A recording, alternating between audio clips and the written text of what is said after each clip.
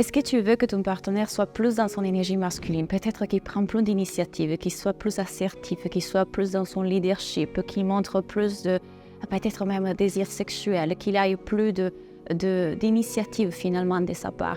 Cette vidéo est pour toi si tu te trouves dans cette situation et que tu le vis finalement mal.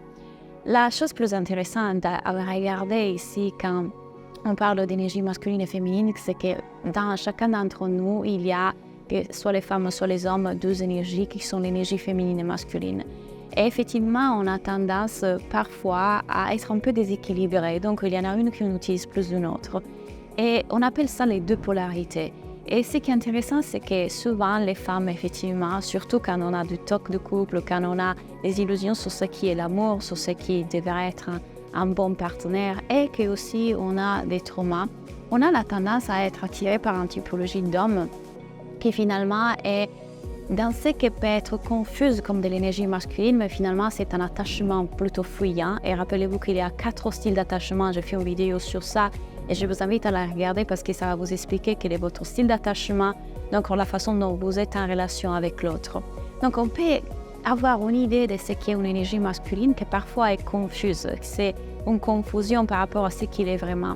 Et notamment, on va rechercher une typologie d'homme de cette façon-là en l'identifiant comme masculin parce que c'est ce qu'on a regardé et vu à la télé, dans les films romantiques et même c'est à quoi on a été habitué si notre père, par exemple, était dans un masculin blessé et donc pas un masculin sain. Donc ici, quand je dis masculin blessé et pas masculin sain, c'est vraiment un masculin exacerbé. Donc aussi quand j'utilise le mot toxique, à chaque fois que j'utilise des mots, essayez de ne pas les conceptualiser, de vous y attacher pas forcément, mais regardez au-delà des mots. C'est-à-dire un masculin qui est dans l'abus de pouvoir, un masculin qui a des problèmes dans l'engagement de la relation.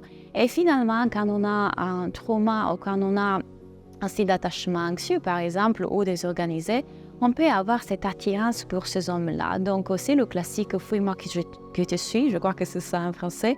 Et quelque part, on recherche ça de façon malsaine.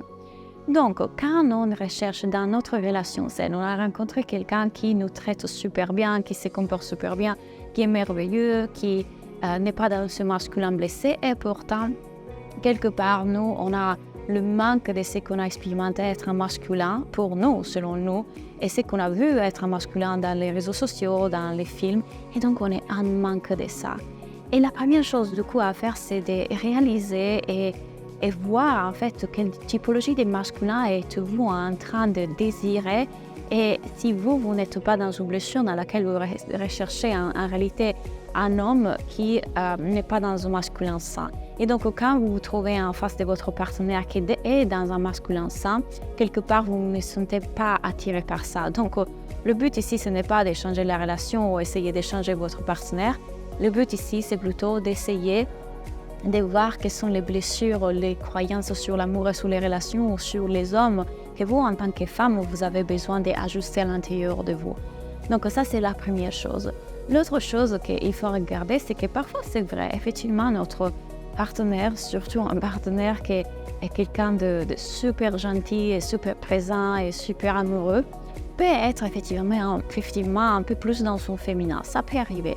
Mais votre partenaire sera dans son féminin encore plus si vous êtes dans votre masculin. Qu'est-ce que je veux dire par là? Que parfois, surtout dans la société d'aujourd'hui et surtout à cause de tout ce qu'on voit dans les réseaux sociaux et surtout à cause de ce féminisme qui nous est un peu échappé de la main, les femmes sont de plus en plus dans leur masculin.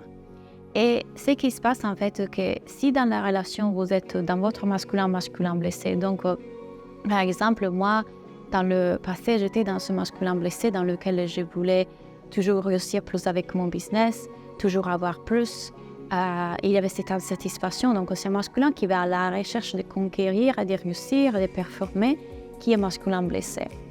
Donc quand vous êtes dans ce masculin qui est blessé, ce que vous allez faire du coup dans votre relation, c'est de pointer du doigt votre partenaire constamment avec souvent agressivité, avec jugement et critique. Et ça, c'est pas masculin sain. Donc forcément, vous êtes en train de, quelque part, inconsciemment, si vous ne le faites pas de façon volontaire, mettre votre partenaire dans son féminin. Si vous êtes trop dans votre masculin, inévitablement, votre partenaire va être dans son féminin, par conséquence. Donc, encore une fois, comme je dis toujours, plutôt qu'aller pointer le doigt vers l'autre et vouloir que l'autre change et attendre de l'autre qu'il soit différent, qu'est-ce que nous, on peut faire à nous? Qu'est-ce que nous, on doit faire dans notre partie de la rue? Donc, nettoyer notre partie de la rue pour que lui, il nettoie sa partie de la rue aussi, pour qu'on puisse cheminer ensemble de la bonne façon.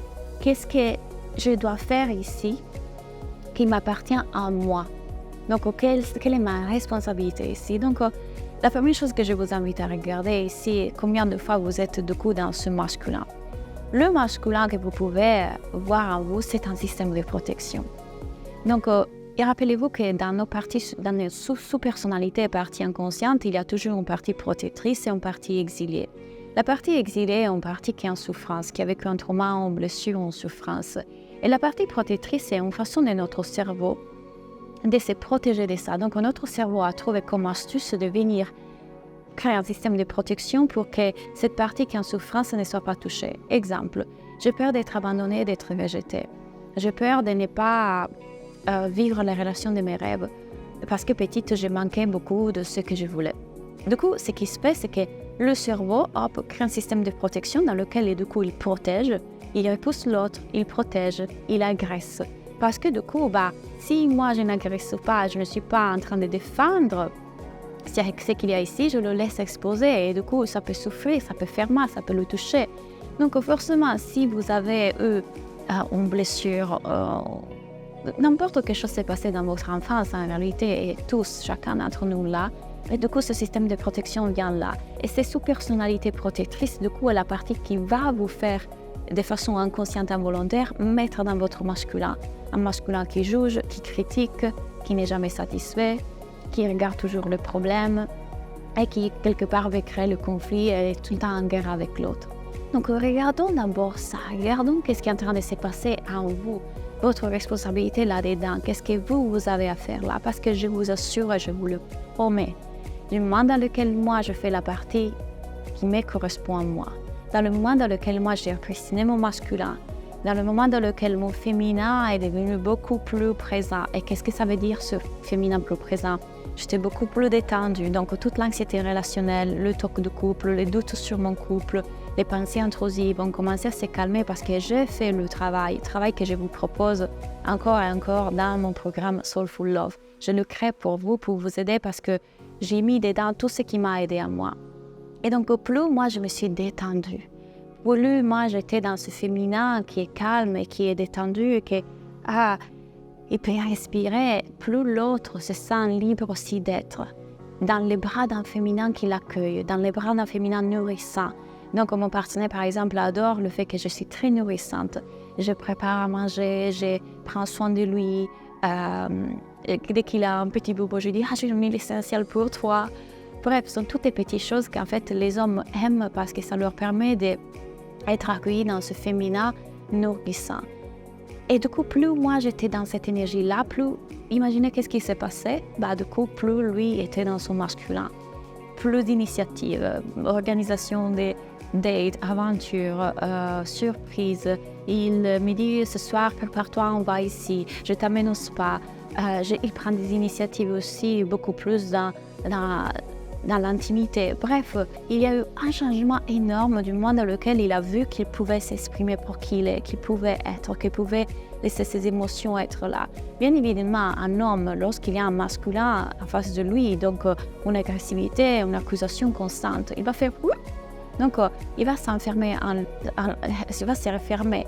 Donc forcément, il aura du mal à s'exprimer dans toute sa puissance. Parce qu'il ne peut pas. S'il ne peut pas se permettre d'être vulnérable, pourquoi il va se sentir bien exprimer sa puissance d'homme? C'est impossible. Et il est en train de réprimer toutes ses émotions. Quand vous faites votre travail à vous et que vous soignez équilibrer votre féminin et masculin et que vous êtes beaucoup plus détendu parce que tous ces doutes, préoccupations et insécurités commencent à partir, vous verrez votre partenaire aussi changer. Donc si vous voulez faire ça, encore une fois, je vous invite à regarder ici en bas parce que je vous ai mis toutes les informations pour mon programme et je serai ravie de vous accompagner. Bye.